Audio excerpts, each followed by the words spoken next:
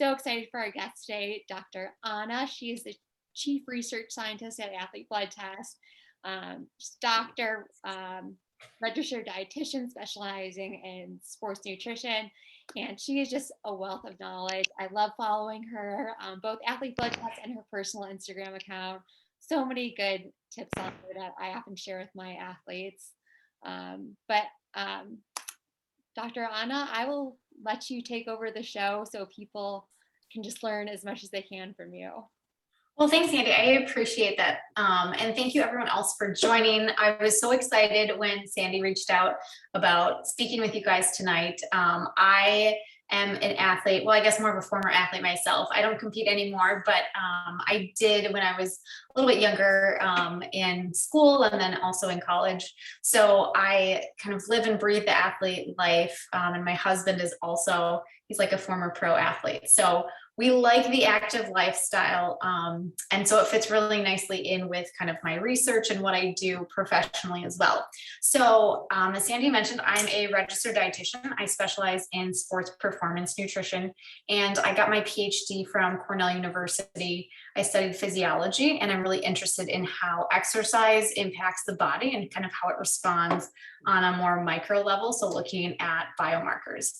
So I work with a company called Athlete Blood Test, and it's exactly what it sounds like. It is a blood testing company specific for athletes. It's a really kind of boutique company. It's just a handful of us, and we're all athletes and really passionate about helping athletes better understand their body and then kind of using that knowledge to improve training outcomes, as well as kind of athlete wellness as a whole person perspective. So I'm super excited to chat with you guys tonight. I don't have a lot of content prepared. I want to keep this really casual, and I thought we could do kind of more of a Q&A type style.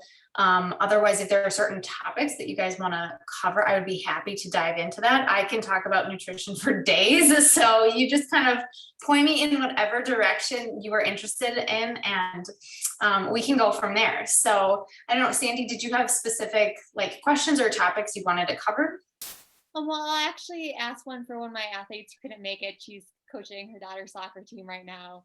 Oh, nice. Yeah, she is really interested in talking about iron and just ways to better absorb it. I know, on my blood test, I've gotten some really good suggestions that you don't hear every day, and so I'd love to hear your take on iron in athletes.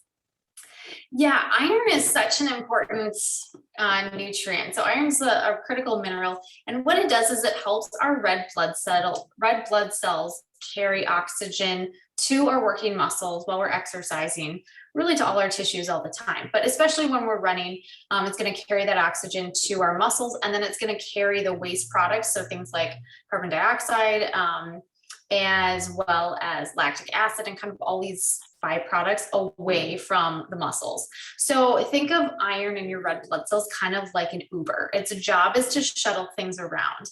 And when we don't have enough of the iron, we start to feel a little more fatigued, which would make sense, because if you think about like a fire, if it doesn't have enough wood or kindle to burn, it's gonna kindle down, it's gonna burn down a little bit. So we want to make sure that we have enough iron to be delivering oxygen to our working muscles so that we're not fatiguing out. Iron is tricky in the sense that it's really difficult to get enough iron in your diet relative to all the other nutrients. There are a few sources of iron that are a little more concentrated than others, but they're not necessarily commonly consumed in our diets. So honestly, the best source of iron is liver. And I don't know anyone who likes liver or eats liver. So that's one of those where you're like, okay, what's my next option? So a lot of times we will recommend an iron supplement just because it's not necessarily realistic or feasible to get your levels up efficiently with just food. As a dietitian, I always take a food first approach in terms of making food recommendations to get most or as many nutrients as possible. But there are some cases, especially with athletes, where we need to have a supplement in order to kind of boost those levels.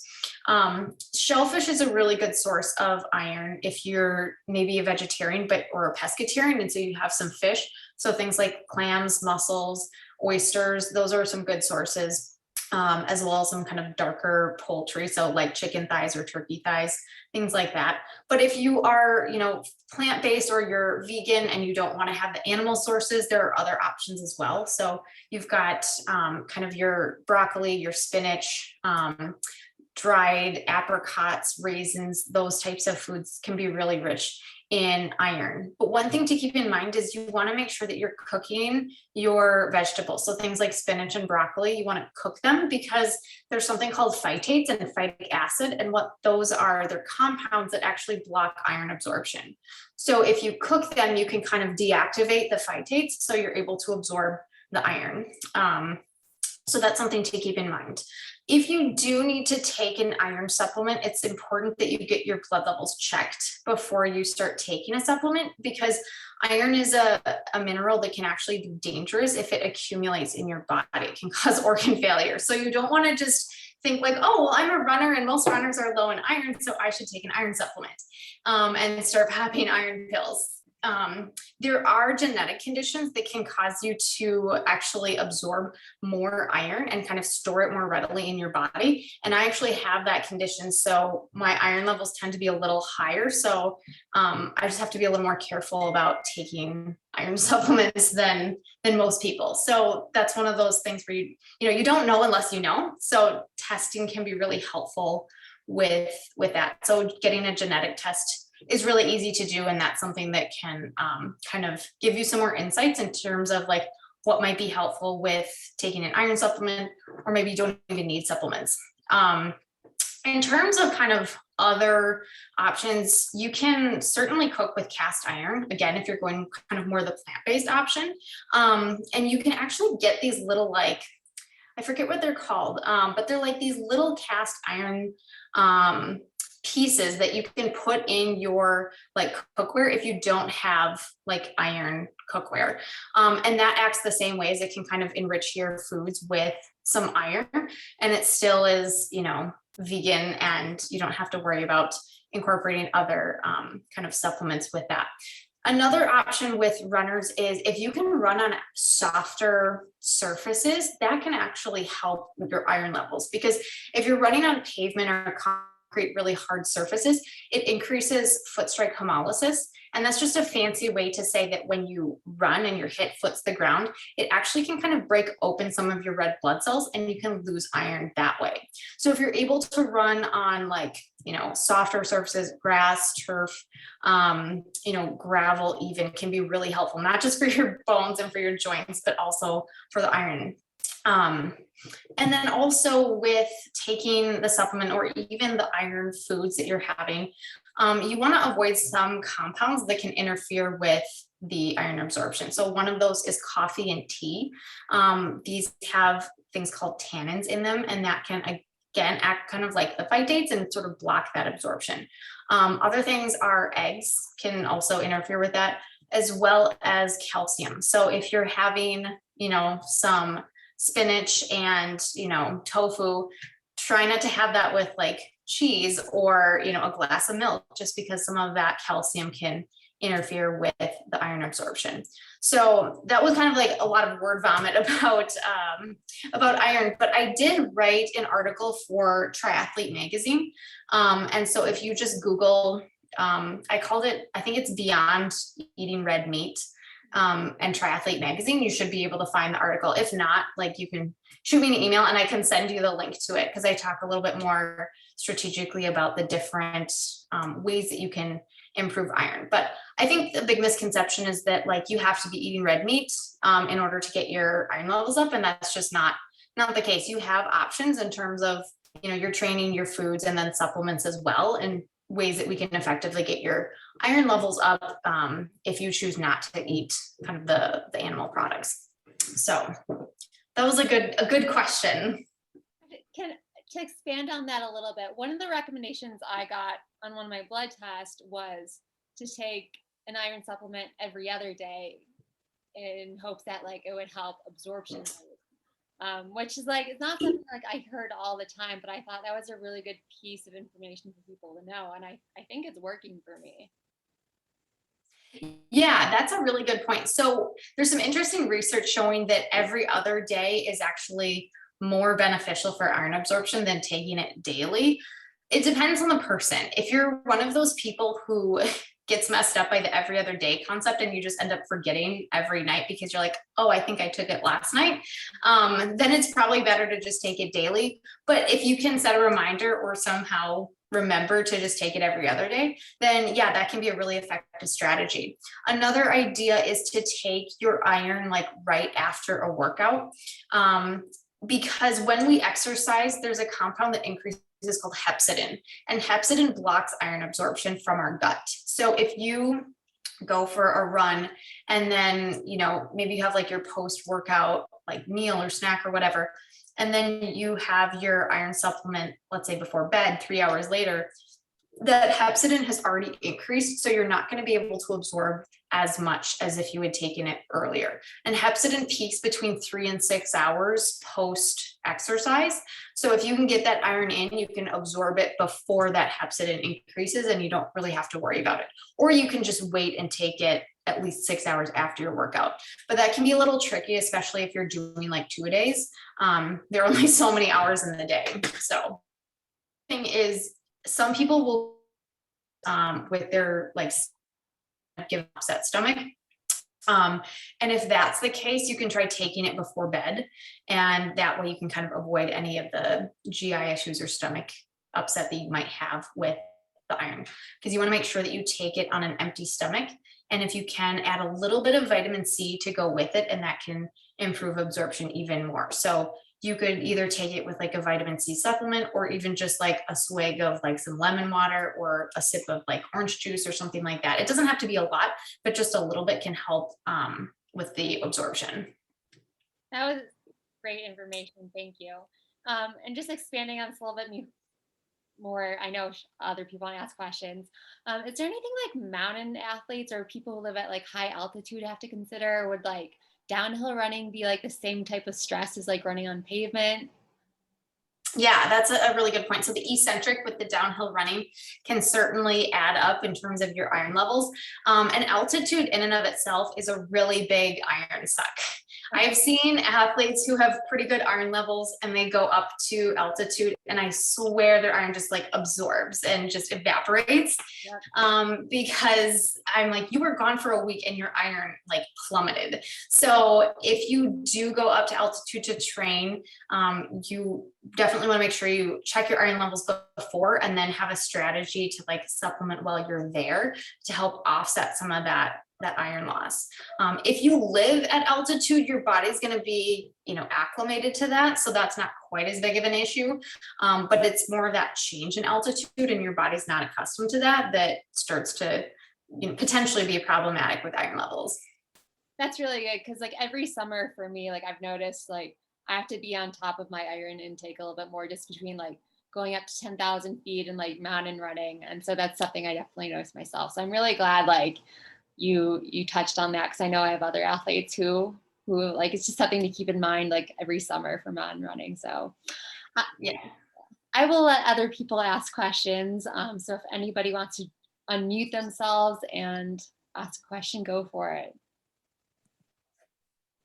Yeah, hi, thank you so much for being here.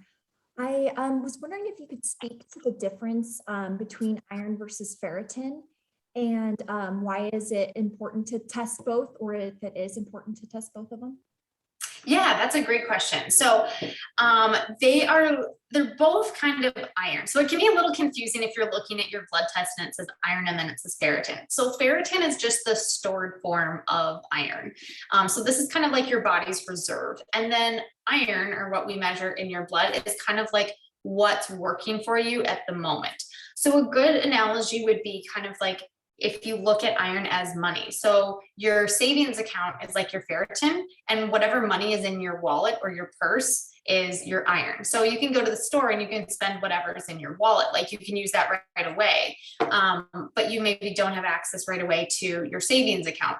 But we want to make sure that your savings account is nice and healthy, because if you have a low savings account and you're just spending at the store, you're going to run into issues. So you want to make sure that you have enough kind of in storage that, hey, I could go to the bank and I could make a withdrawal and then I could use that money right away. But if you just have like cash on hand and you have nothing saved up, you're on limited time there. So it's important that you have kind of a healthy, both iron level, what's kind of like working and transporting things in your blood right now, as well as kind of like that iron storage. And so, like I said earlier, kind of that iron is sort of that shuttle, that Uber that's going back and forth. If you look at like how many Ubers are on the road, that's kind of like what your iron level is right now. So does that answer your question? Yeah, that was really helpful. I loved that analogy too. That's a great way to think about it. Thank you so much. Yeah, no, that's such a great question, because I know when I was learning this, I'm like, wait, what's the difference? Aren't they both iron? Like, are they the same thing or are they different? So it's just kind of different ways that your body handles and uses the iron. So if you are having healthy iron levels, but your ferritin is low, that can actually be, I mean, you obviously need more iron, but it means that you're able to absorb iron. And so that can be a good thing, because if you have really high, ferritin, but your iron levels are a little lower, that could be potentially problematic. So we want to make sure that you're able to absorb the iron that you're taking in. And so looking at both of those can also give us some insight into, are there issues with absorption? Could you have like, some issues with like potentially your absorption mechanisms or your gut, things like that. So most of the time we don't see any issues with that, but something that can come up with if you have differences between your iron and your ferritin.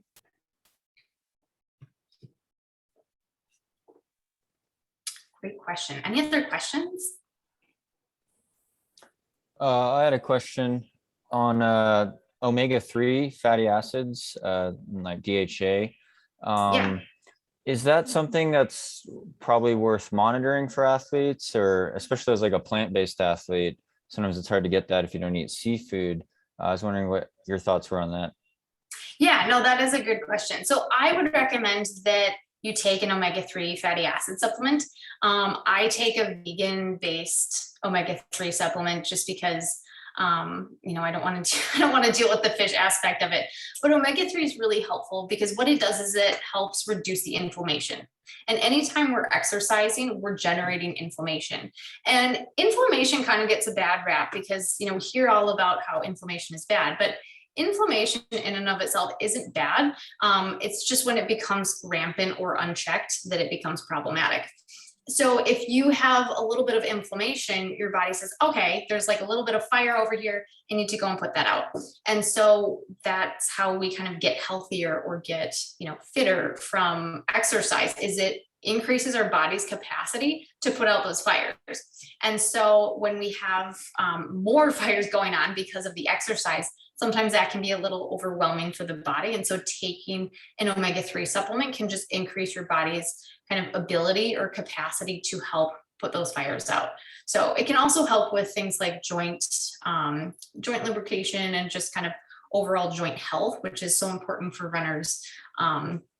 So there are a lot of different like vegan, plant-based omega-3s out there. I would recommend getting one with both DHA and EPA. Those are two omega-3 fatty acids. You can buy some that are just DHA, but you really want to have some EPA with that as well. And then just take that daily. I've noticed between the vegan and the fish omega-3s, the vegans usually aren't quite as concentrated. So you might need to take 3, 4, or 5 capsules a day just to get a little bit more. You're not going to overdose on the omega-3. So I just take one with every meal. You don't have to be super strategic about hitting a specific dosage, but I would recommend getting at least probably 800 milligrams daily.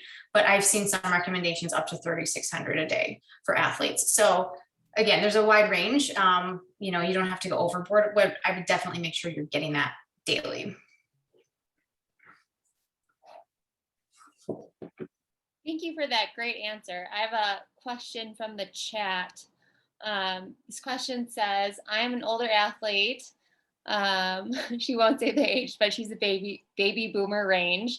what do you look for as far as deficiencies are concerned in blood work for older athletes, runners?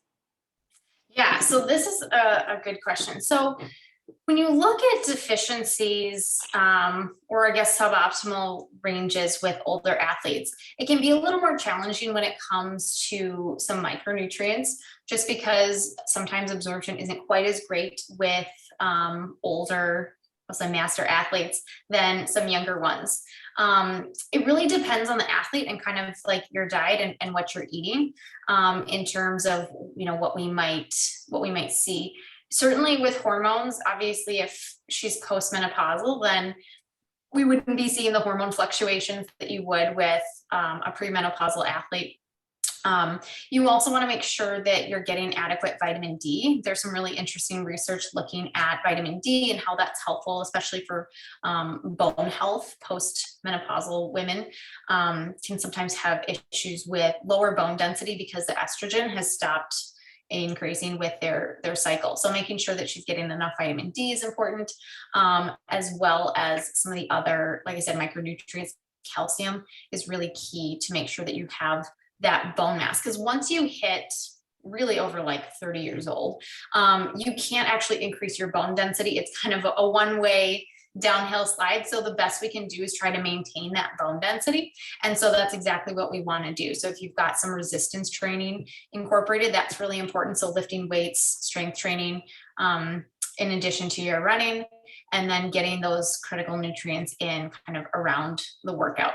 And then this isn't exactly a biomarker, but just making sure that you're getting enough protein is so important. Your protein needs go up after you go through menopause, like during and post menopause, you need more protein. So making sure you're getting at least 40 grams of protein after your workouts, which sounds like a lot, and it is, but that's how much you need in order to stimulate that muscle protein synthesis and really kind of maximize those benefits from your workout, whether that's a run or strength training. For getting 40 grams, was it like totally okay to use like a protein powder, or like, Oh yeah, or is it okay to like do a combination of both? Yeah, I that is an instance where I would recommend using a protein powder, or you'd be eating a lot of protein food, whatever you chose. Like even if you chose a really dense form like chicken, that's still a decent amount of chicken. So I would say use a protein powder, at least to get some of it. So if, let's say you're going to have lunch after your workout, maybe do like a shake with 20 grams, and then you can have the other 20 grams from whatever foods you wanted to have with lunch, if you wanted kind of more of a savory option. So you could do all food, but do not feel guilty at all for using a protein powder. And I would say that goes for everyone. Like there's a time and a place for protein powder. So it's fine to use a protein powder. There are a lot of them out there. And so you can find one that you like and use that in addition to whatever your protein foods are. I would just recommend limiting that to like one protein shake per day, so that you're not crowding out other protein sources that are going to come with more nutrients. Because the thing about protein powder is it doesn't really have a lot of other nutrients. Like it's just an isolated form of protein. But if you choose a food-based protein, you're going to get a lot of other vitamins and minerals and nutrients that go along with that can kind of benefit your workout and your body as well. So if you keep it to like one protein shake per day, you'll be fine.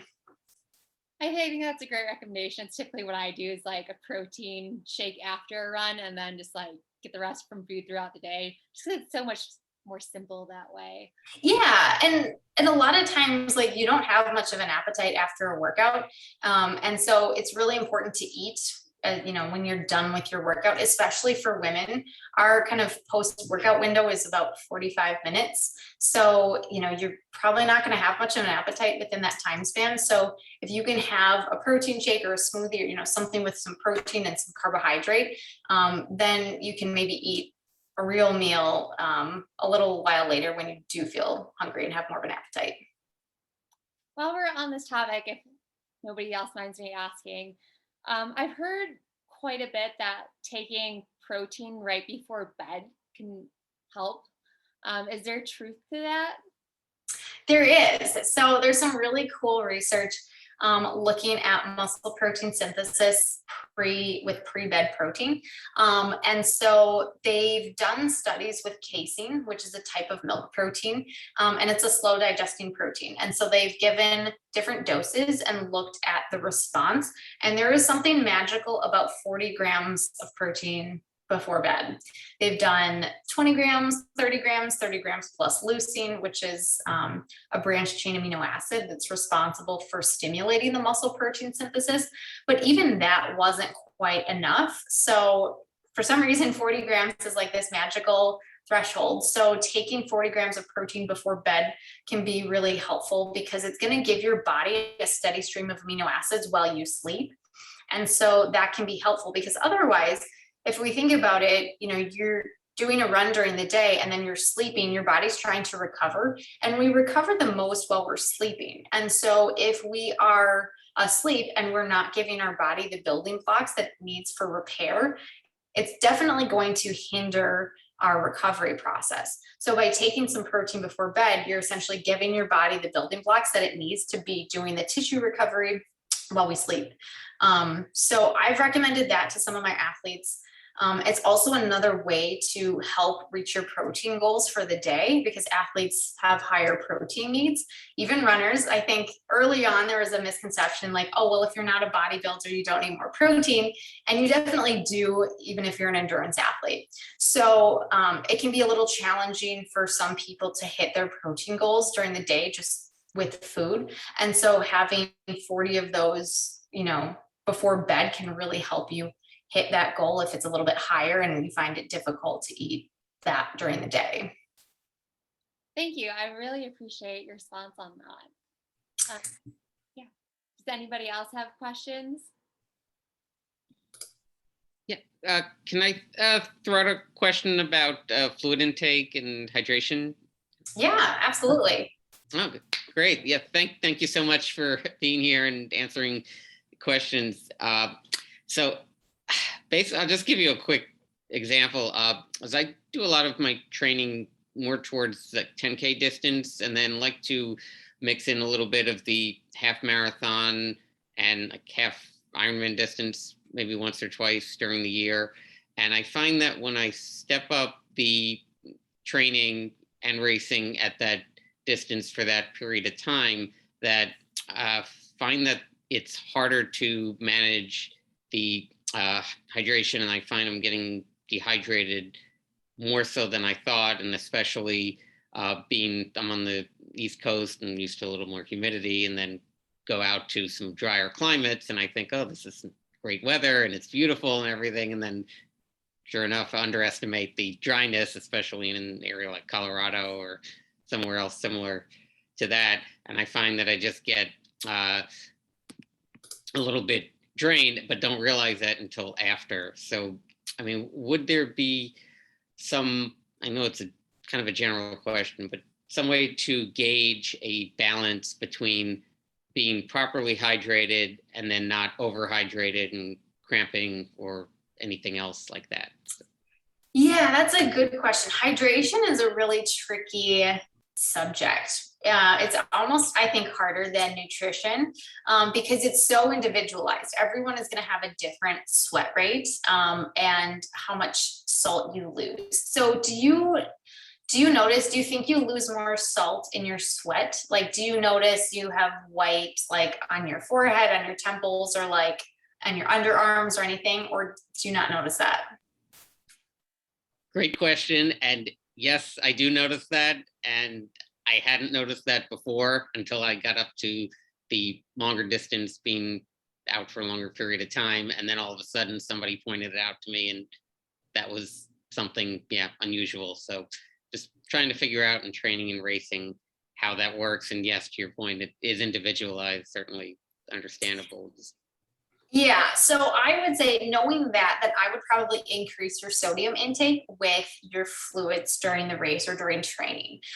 So sodium is really important. It kind of gets a bad rap again. I feel like so many things get just like demonized in nutrition, cholesterol, sodium, fat, like it all just gets, it's dumb done. But salt is so important because what it does is it helps pull in the fluid into your cells. So water is going to follow whatever like stuff is. So stuff is like electrolytes. So sodium, potassium, magnesium, it's going to help pull that water into your cells. So if you're just drinking water and you're not getting electrolytes with it, it's just going to run right through because your body's not going to absorb it and it's not going to pull it into those cells.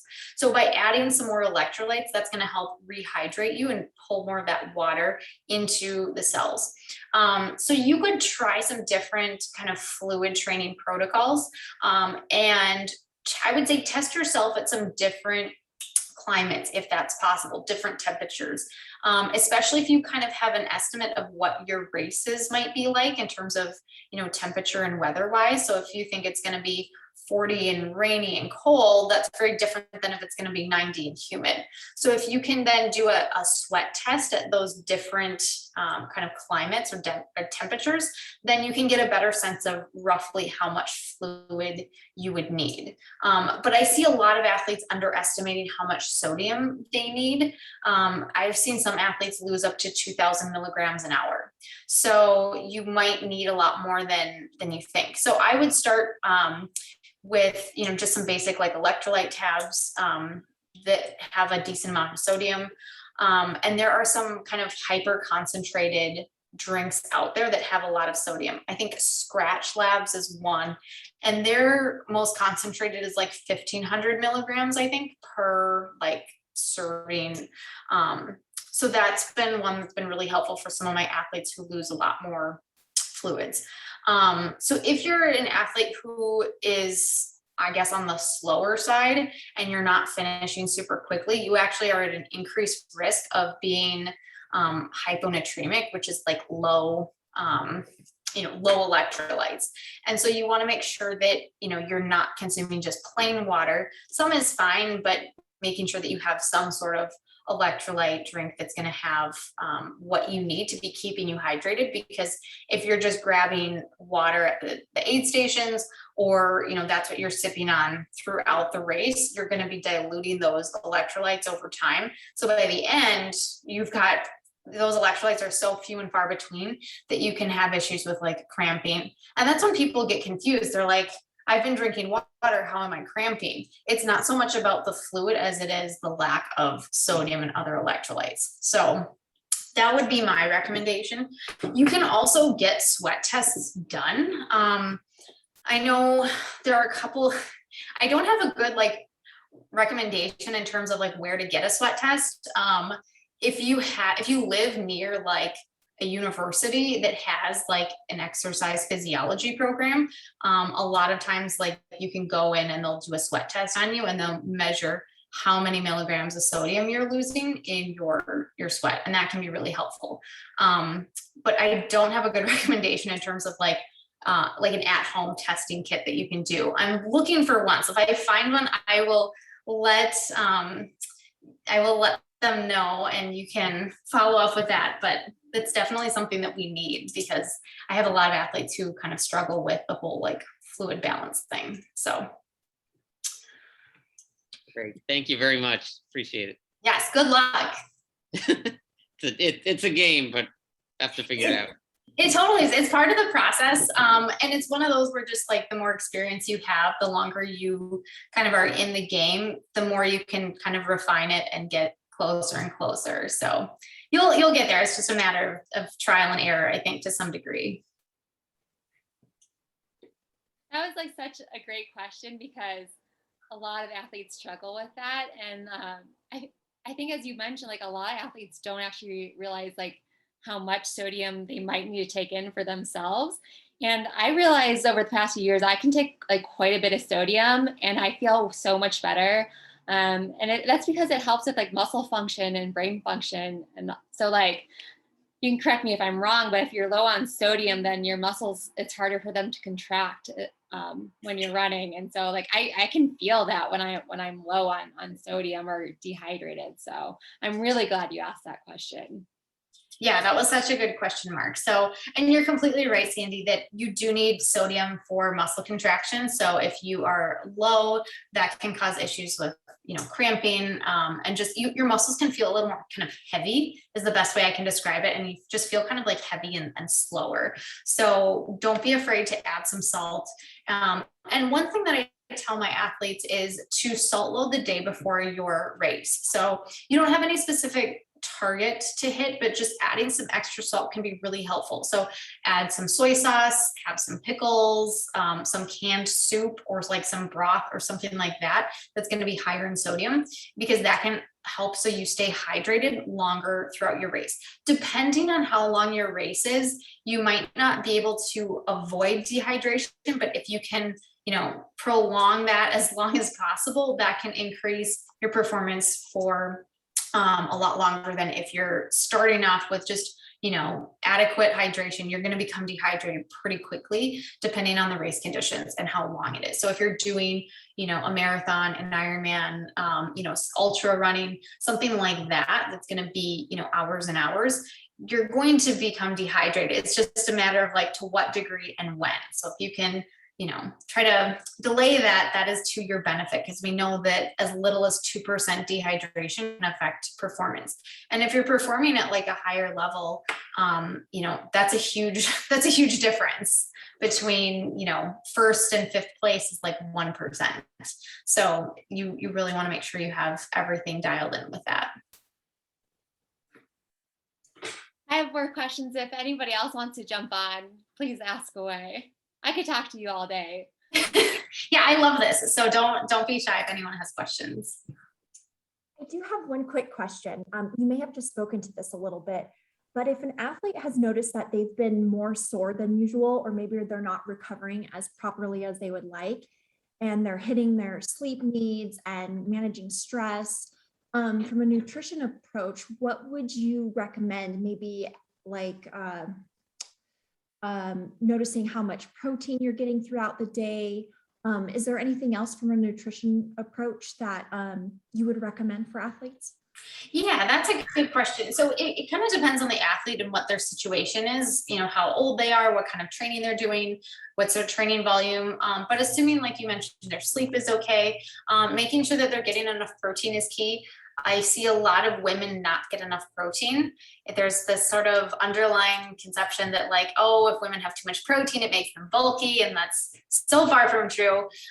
So making sure you're getting enough protein is key, and also carbohydrate too, because carbohydrate is really going to be that fuel that helps your body recover and give that energy. And so making sure that you're getting enough energy from carbohydrate is particularly important. If you're getting enough protein, adding more protein is not going to help. It's kind of like a bucket. Once it's full, if you keep dumping water in it, it's not going to hold more. It's kind of tapped out.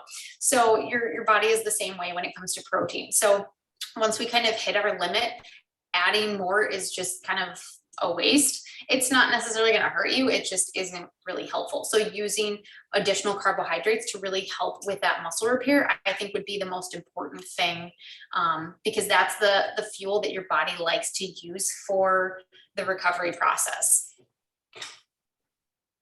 Another thing is, depending on the person, if it's a premenopausal woman, where you are in your cycle can also influence how sore you are and your ability to recover. So in the second half of your menstrual cycle, recovery is not quite as good. So that's just something you might want to keep in mind, is that you're not going to recover quite as quickly, and you might be a little more sore during that second half. Thank you so much. Is there a minimum amount of protein you would recommend for athletes? I know that I've heard some numbers thrown out around there, but I'd love to hear your thoughts on that. Yeah, it kind of depends. I usually go a little more towards the higher end, just because, again, we know that it's going to depend on the athlete, but with the demands of what I see of kind of more contemporary athletes, it tends to be a little bit higher in terms of needs. So with women, it can actually depend on where you are in your cycle. If you want to get super like detail oriented, and usually it's somewhere around about 1 gram per pound of body weight, roughly. A little bit under, a little bit over, but somewhere around there is usually a good place to kind of ensure that you're getting enough of those amino acids. And if you're a vegan and you're not using any animal proteins, you're actually going to need a little bit more protein just because the amino acid profile is not quite as beneficial as the animal proteins. So you would probably want to increase that by maybe 20% if you're sticking to the plant proteins. That's a great point. And just like, I know, like, I have people watch back, and just so people watching, I know a lot of plant-based runners are part of this membership. So I use pea protein, organic pea protein, and I've heard like really good things about that being one of the better kinds of protein for vegans out there. I don't know if you've heard any different. Yeah, I really like pea protein. It has a little bit more beneficial amino acid profile than some of the other ones. But yeah, pea is a good one. Hemp is another one that's pretty favorable. Some people aren't smitten with soy, so I usually steer them more towards a pea or a blend. That can also be a nice alternative. Sometimes the texture can be a little funky with some of them. So I would say, try a variety of them and find one that you like. With what our market offers, you don't have to settle for something that you don't like. Thank you. I appreciate you clearing that up. I can chime in with a couple more questions, but does anybody else have questions they want to ask? All right, I'm going to go for it then. So one thing I've heard recently come up in like just different sports articles is creatine, which isn't something you've heard about like runners using traditionally, but now it's picking up steam that it could benefit runners, and even more female runners than male runners possibly. Like I know like a couple like female Olympians started using it. Like Emma Coburn says she uses creatine. Do you think there's any benefit to using creatine for endurance athletes, or do you still think it's more like those power-based sports like Emma Coburn, like jumping over a hurdle, or do you think there is benefit to endurance athletes? Yeah, I do think that there is a benefit for endurance athletes to be using creatine. There are very few supplements that I recommend. I'm kind of a minimalist when it comes to supplements because I think most of them are a total waste of money and don't do what they say they do. But creatine is one of those where there's a lot of research on it and it's quite positive. To my knowledge, it's the only supplement that doesn't have any negative side effects. You're not going to overdose on it. It's a completely safe supplement to be taking. And so I think that it can be really helpful. There's some really cool research, even looking at the benefits in your brain and causing like brain protection. And it can even improve some like depressive symptoms. So you also see benefits when it comes to just like muscle health and muscle integrity. So even if you're an endurance athlete and you're like, I do nothing with power or strength, I still think that it would be helpful to take. So I would recommend taking 2 to 5 grams per day, which is about 1 teaspoon. I just have like the unflavored plain, and you can just throw that in your morning coffee or smoothie or whatever. Ideally, you want to take it with carbohydrates after a workout. So it kind of depends on what your day looks like. If it's easier for you to take it at another time, that's fine. The most important thing is you just take it. So that is one that I recommend to all of my athletes. It's kind of a ubiquitous recommendation in terms of like across the board. It seems to be really helpful for athletes and even non-athletes too. Both my parents take it. They're older and I have them taking it just for like the brain benefits.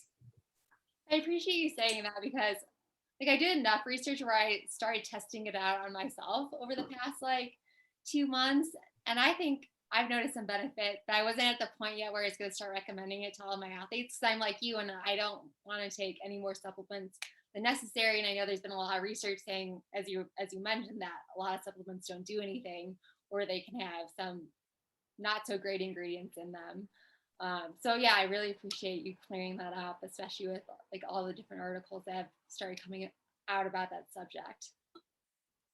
Yeah, it's hard to know with supplements like what's legitimate and what's just like the newest snake oil. So that's one of the reasons why I went into research is like I was so frustrated with like reading things online and conflicting information. I'm like, how do you know what's true? So looking at the research is kind of the only way that I would make recommendations at this point. And there's a lot of great research on creatine at this point. So I think that one gets the green light. You could start recommending that one to your athletes. Awesome. Thank you. So Yeah. on that subject, would you say like, I believe it's examine.com. Is that a reliable site for like checking like supplements and like the research? Because I've heard that before, that it's a good website, but I don't know. Yeah, I do like Examine. I think they do a really nice job of translating some really convoluted research into pretty digestible, like easy to understand take home messages. So that would be a good resource. Another one for supplements is LabDoor. I think it's just labdoor.com. And they also will like rate and rank supplements for like purity, quality, things like that. And so, I'll kind of cross-reference LabDoor as well as like WADA in terms of like making supplement recommendations. If you're just like kind of casually training, it doesn't really matter that much what you take, but if you're competing, you want to make sure that there aren't any ingredients that are obviously on like the banned substance list. Yeah, exactly. Yeah, that's a really good point there.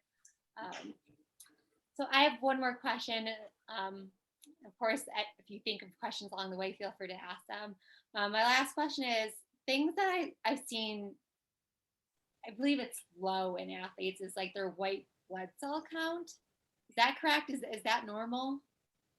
So I have seen some athletes with low white blood cell counts, and your white blood cells are really an indicator of your immune system strength. And so if you start to see your white blood cells kind of start to decline, that can be a sign that your body is broaching on maybe overtraining or under recovering. Because as we train, that can really cause a strain on our immune system. So if you notice that you're getting sick more often, or you have a blood test and your white blood cell count is lower, that can be a sign that you might need to back off a little bit, as well as potentially increasing your carbohydrates, because your white blood cells need carbohydrate to function. And so if you're constantly like burning them with training and you're not giving your body enough to just be running the day-to-day physiological processes, then your immune system starts to kind of take a back seat and say, well, I don't have enough fuel here, so I'm going to shut down, because your body has to prioritize things if it doesn't have enough fuel. So keeping your heart beating is a lot more important than running your immune system. So it starts to get kind of choosy in terms of like what it's going to run and what it's not. So if you start to notice that, that's definitely a sign that you want to pay attention to, what's my training volume? Am I fueling enough? Because a lot of times it takes a lot more fuel for exercise than athletes realize. Thank you. I'm so glad I asked that question, because I knew a little bit, but I never heard it spoken like that clearly of like what it could mean for athletes. So thank you so much for that. I really appreciate that response. Yeah, and I think it can be a little frustrating for athletes, like if you go to your doctor, because they're looking at you from a health or a deficiency and disease perspective. They're not looking at it from like a performance perspective, which is the lens through which we see things at athlete blood tests. Like that's part of why we exist, is because we had these athletes who were frustrated with their doctors because they kept telling them they're fine, and they're like, no, I don't feel well, like my training isn't going as well. It's like something is up, and, but they didn't know what was going on. So it's really helpful to have a different perspective on that when it comes to, what's going on kind of with your blood and with your body.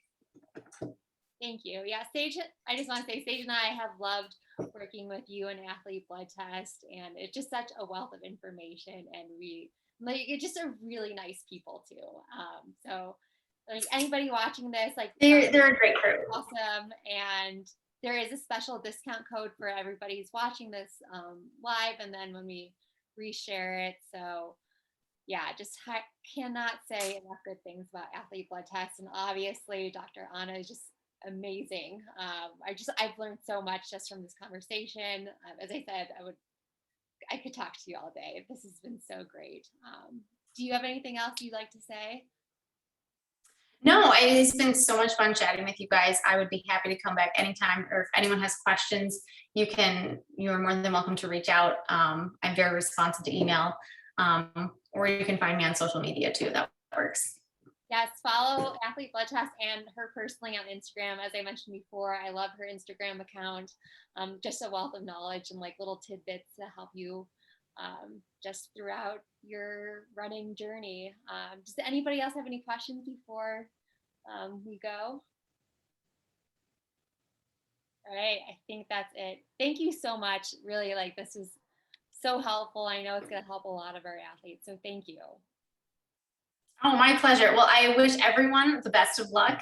Have fun running. And yes, I hope that everyone has a really successful time running here. All right, have a good evening, everybody. Thank you so much. Thank you. Thank you.